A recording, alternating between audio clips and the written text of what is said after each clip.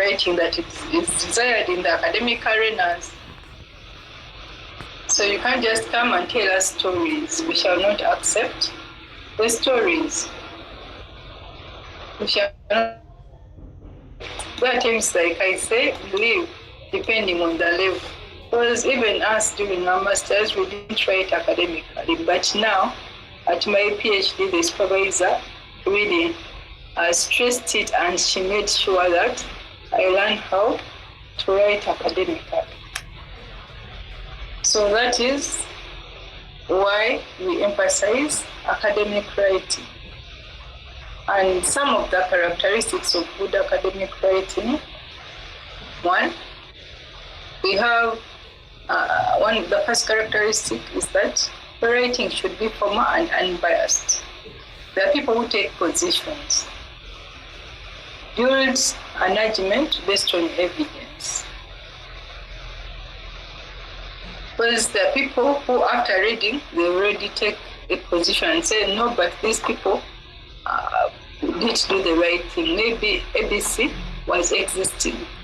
All arguments should be based on evidence. That is why when you come to the academic field, we say support everything you say with evidence. Should be evidence-based. That why is saying something because of ABC? Could be evidence-based.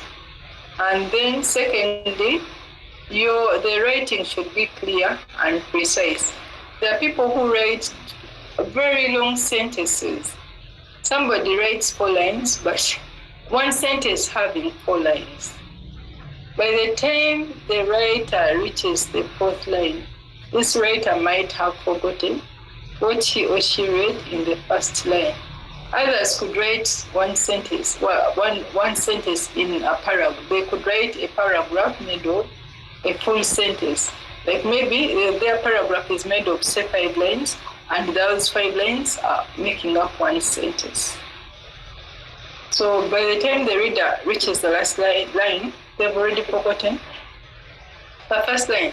And then secondly, with being clear and precise, it means that you write your piece of work in such a way that any reader who reads your work can get to understand what you exactly mean. It should not be a person from the procurement and supply chain field to only be able to understand your work. That if your piece of work is given to a person from marketing, or if it is given to a person in economics, they should be able to read and understand your work. So in most cases, scholars recommend that write in such a way that even a layman who has never gone to school is able to read and understand your piece of work. That is why in some universities they will put an expert, that is a professional in the field, and a person who is not from the field. Like for me, I had an expert who had done a PhD in operations management, and then another one who was from completely a different field, social science. And I had to make sure that I write in such a way that this lady would understand what I was writing in my area of supply chain. That is what it means. Write things and then they give them to people in another field and they begin questioning, what did she mean here? What did she mean? Then just know that your piece of writing is not okay. Then you have to go back and revise the way you write. So that is why we say it should be clear and precise. Then we are saying it should also be focused and structured. Why? Why should be focused and well structured? But in most cases, if you're writing, if it's a paragraph, it should begin with a big what? Sentence. Not just writing that paragraph, but even the reader does not know what it's about. So somebody should be able to tell the why, or the should be able to tell what you're writing about through your topic sentence. Your research should be guided by a research question. That if you're writing, I should be able to know that all the writing or whatever you're writing is in relation with as the stated research question. That is why at times we read, somebody gives a subheading, but when you read it, what is inside is completely different. I've seen this even in the articles I've reviewed for the different journals. So everything you write should be focused on your research question or the topic for if it's the topic for your thesis, but normally it is the heading of the subsection and maybe the topic the topic sentence for the paragraph. So you have to make sure that what you're writing is in relation to any subheadings or research topics that you've stated. Because we've seen students, even the flow itself is wrong. That they have a topic sentence linking from one sentence to another. You find when the previous sentence is talking about something different from what the next sentence is talking about. That is why we look at the structure and we look at how do you structure your whole text. What is your paragraph structure and what is your sentence structure? That if you're writing, there should be a logical flow of ideas. That if it's a paragraph, it will talk about one thing and the sentences should be connected to each other. And in the structure of the whole text, if it's say you're writing in a subsection you're writing on the relationship between information sharing and supply chain performance, then we should have the topic sentence that relates to the subsection, and then there should be a connection between sentences. If you have paragraphs in the subsection, then the next paragraph should be linked to the previous paragraphs. And we shall see how we do that. First, you can structure using texts, paragraphs, and sentences. But how you write, and then the flow, the link between the sentences, link between the paragraphs, also will matter. And then here, I go into details to explain what, if we are to write clearly, what would you look at the overall structure. And then in the overall structure, we say always include an introduction and a conclusion. You're having a subsection examining the relationship between information sharing and supply chain performance. Have an introduction, body, and then a conclusion. You can divide longer texts into chapters or sections, or they could be into paragraphs, or you could shorten the sentences because people are not interested in those longer texts. I've seen somebody having a paragraph of 1 page.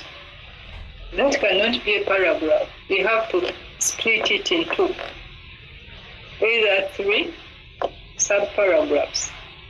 But you can't say you have a paragraph of a full page. I've seen people having such paragraphs or a full page. And then for structuring of the paragraphs, we are saying start a new paragraph when you move into a new idea, that each idea should be in a new paragraph. Then use topic sentences to start paragraphs. I've already talked about that one. Every paragraph has to begin with a topic sentence. A topic sentence communicates to the reader on what is going to be discussed in the rest of the paragraph. And then, of course, we say make sure every paragraph is relevant to your argument in question. If you have the topic heading as information sharing and supply chain performance, then make sure that whichever argument you have under that relates to that topic heading. Still, this is also common where a student is studying something but what is inside is completely different. That somebody is writing about information sharing and supply chain performance, but you get certain paragraphs that are completely off topic. And for me, I'm good at identifying such things. So when if you're writing on a topic, you have a topic heading. Make sure everything you write in your paragraphs or below that is consistent with your topic heading for the subsection. And then for sentences, you see that use transitional words. We are going to look at them. Express the connection between different ideas. But if I want to connect the earlier sentence to the next one, if maybe the argument I want to advance in the next sentence is in line with the previous one, then I could say in addition to this or furthermore. Those are transitional words, what we call the transition words. We are going to look at them. And then also using appropriate punctuation to avoid sentence fragments or run-on sentences. That some people are poor at punctuating. So scholars recommend that we need to ensure that our work is properly written. If there is need for punctuation, let's do it very well, such that we do not confuse the reader. And then use a variety of sentence lengths and structures. Here, we don't recommend long sentences. When they say sentence lengths, they do not say that you use very long sentences. Instead, you break down the long sentences. That if you see that the sentence is very long, you shorten it. You get a way of improving the sentence such that you break it into two to avoid having long sentences. Because we've had editors who have given such comments. This sentence is too long. Please, maybe break it into two. We've had those comments as well. But what we need to know that for writing clearly and precisely, we look at how you structure the entire subsection, how do you write the paragraphs, and what is the connection between the sentences. But we move from once we write in such a way that one sentence talks about a different thing, and then the next sentence is introducing something different, or we remain consistent and we have our sentences connected to each other throughout the end of our discussion. So that is writing clearly and precisely.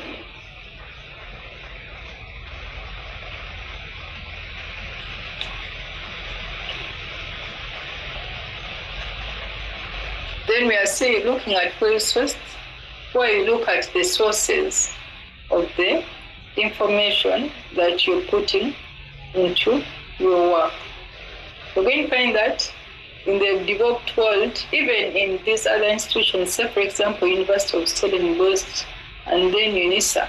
For UNISA, they even look at the articles you review, and they even check the students' references to see whether the articles referenced are the ones that have been approved by the university. They do check in UNISA. So we're going to find that because not every source could be an acceptable source, could be read and maybe use the information used in that source in the work.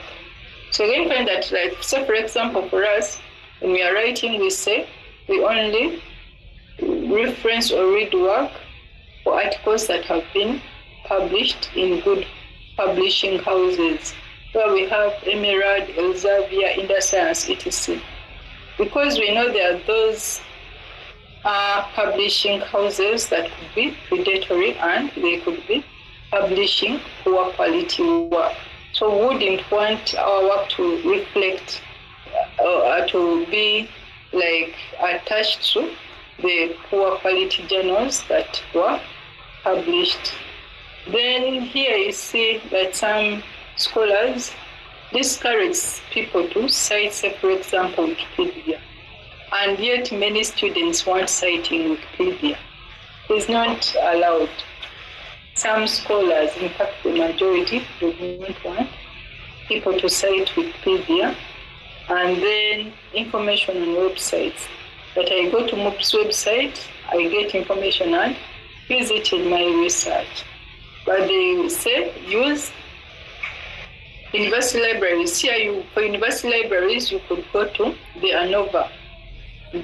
Some say the Nova sites. Some institutions have Nova, where people's research dissertations and theses are uploaded. Other institutions have databases where they've uploaded published work. Or they could be having databases for acceptable journal articles that have been published. And then if a student is to use a journal article, they could go to that database to see whether the article they want to use in their work is allowed by the university they are studying in. So not everything you see that is written in different places should be used. Even the source of of the information you put in your research or in your work matters. That is why, still in good academic writing, you have to mind about the source or the information you're going to put, because you have to quote the source. So you may quote a source which is not accepted, or you may quote sources that are very old. Though you're going to find that there are sources that have to be quoted. So, for example, we have seminal works. People who initiated certain variables we call them seminal authors, that they investigated those variables for the first time and developed something. So, for example, when we look at supply chain performance, we have Bunasekaran, the first person to develop supply chain performance measures.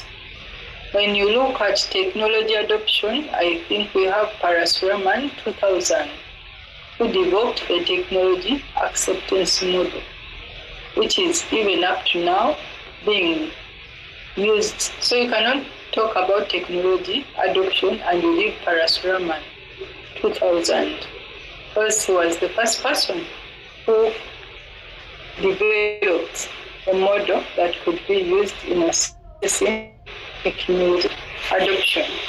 When we look at, for example, for me when I studied environmental orientation, the seminal author was Varadarajan. He's a professor, I think, in Michigan State University in the US, and he invented or initiated that term.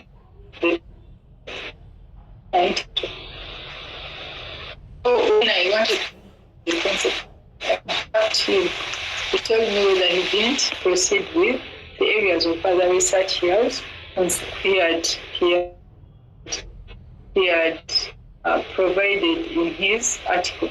So we have seminal works for those people. We have a person who initiated the sustainability component that we are studying today. So at times, when you write about something, we'll look at whether you've cited the seminal works of the author who initiated the concept. So those are, when we say that we are accepting old citations, we could accept citations of seminal works only. Seminal works that for us, when we are studying supply chain performance, we can't go minus talking about this person. If you are studying resilience, we can't go minus this person. But if you don't talk about this person, people will assume that you haven't read enough. So those ones we expect those citations to be there. But otherwise, most people prefer newer sources. And where they are published also matters. I think I have to stop here. We shall begin from here next time. Unless you have questions, but I'm stopping here.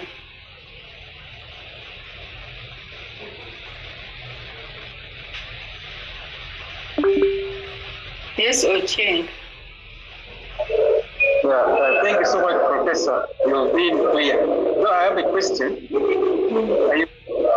You've been talking about evidence. Yes. And my question is, I'm wondering, Professor, at this level, whether you consider anecdotes as sufficient evidence for us to include in our work, or it has got to be entirely empirical literature. Whether I do consider what? Anecdotes, like, pronouncement by maybe industry specialists and so forth. Anecdotes. Yes. Anecdotal evidence, if you're to use it, you have to use it once. In fact, there is a scholar who disregarded this. They discourage people from using anecdotal evidence. They went find that if you're stating a problem, a research problem, you could use it, but only once. It should not surface anymore. Because some people discourage using it. They discourage using it. Okay. That is why even in your problem statement, I said if you fail to get a current source, we'd rather go and do interviews with at least 3 people in that field to get the current problem, and then you proceed. Rather than using anecdotal, but it is recommended, but only once. Okay. Thank you, Prof. You're welcome. Any other questions? But now we stop here. We meet next week. Yes, Manjeri. Thank you so much for this wonderful lecture. I'm wondering whether mobs has research guidelines to guide us in the due of our research, because I looked around and I didn't see anything like a guideline. For what? For referencing? No, a guideline for research, just as universities have their research guidelines. We use the Makerere University research guidelines. I think I shared. All those ones are not sufficient enough for you. There is a document I shared, but I pointed out the pages we wanted as a class for writing a research proposal. But those are the guidelines Makerere issued.